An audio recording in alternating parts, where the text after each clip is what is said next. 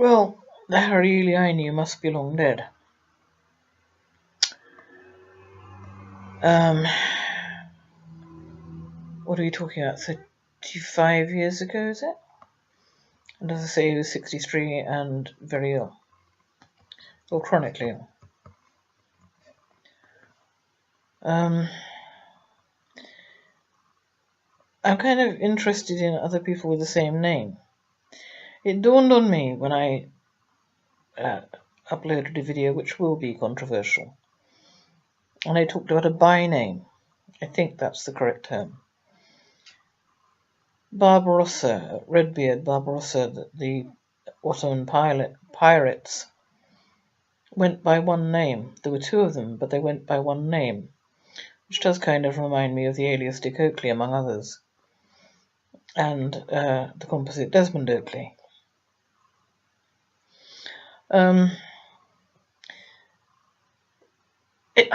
If FreeBMD is correct, I was wrong about a Harry Ely born in Southampton.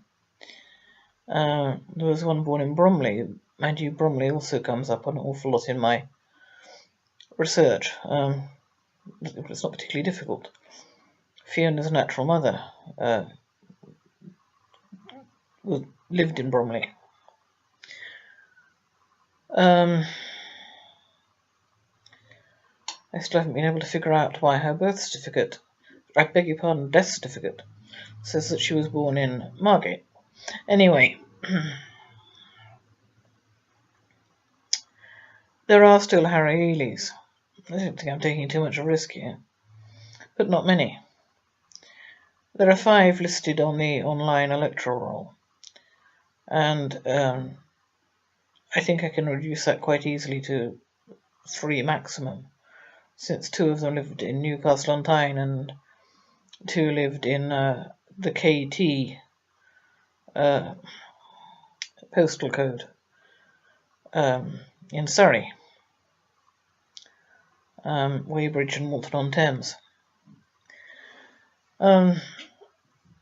It does interest me that 2 were in Northumberland, Newcastle on Tyne, where I was supposedly born, and 2 were in this KT postal code, because that happens to be where Karen died. Karen Ann, my half sister. And Walton-on-Thames was where the van driver into which her bike crashed lived. The van driver lived in Walton-on-Thames.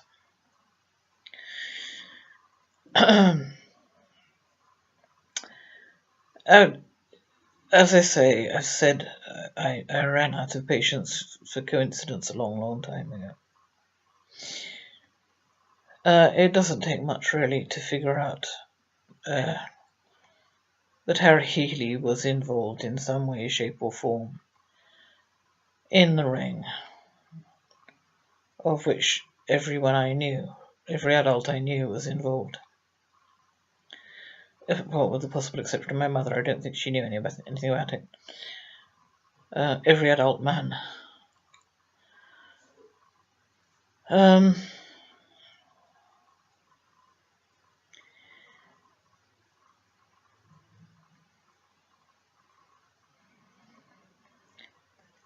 These people trade in children.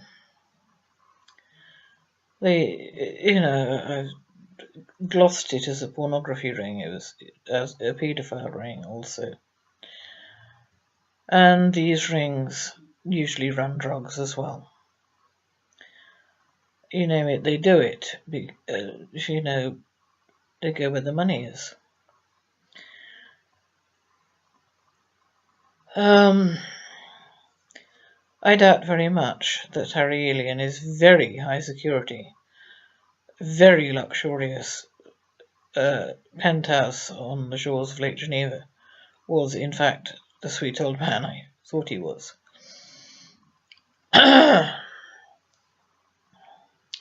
Clearly something was going on.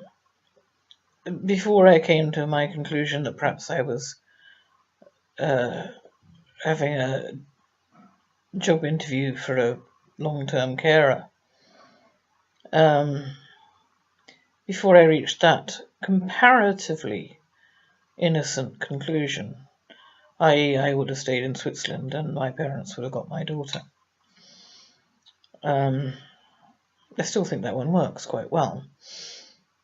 I'd also speculated that maybe I had been a courier, unwittingly. Because although he lived in this enormous wealth, I had to travel to and from Switzerland on the magic bus, i.e. the cheapest form of transport. And he did give me gifts to take back, which, if I recall, I wasn't to unwrap. The first thing the coach driver did was, as you boarded the coach, was take all of your belongings off you and stow them in the luggage compartment. This included food and drink. And there was no, as I recall, there was no toilet on the coach. It was a magic bus. I'd been on it for 6 hours when we reached Lyon. And another man had got on at Chamonix and he'd been on 9 hours. So, rebellious me. When we stopped at Lyon and it was pouring with rain, and the coach driver got out to open the luggage compartment, I headed the dash to retrieve our belongings. I remember the man, an American man behind me, calling him that damn Nazi. Who knows? Anyway, we retrieved our food and drink. But of course, we retrieved other things from the luggage compartment.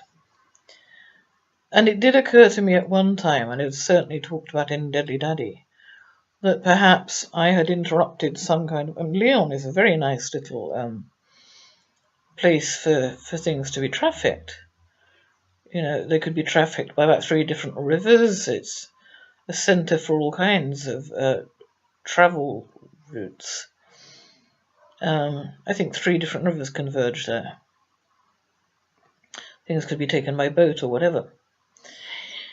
So I did wonder if I had been perhaps a courier of some sort and interrupted that flow of events when I had retrieved my luggage. But one thing is certain. Nothing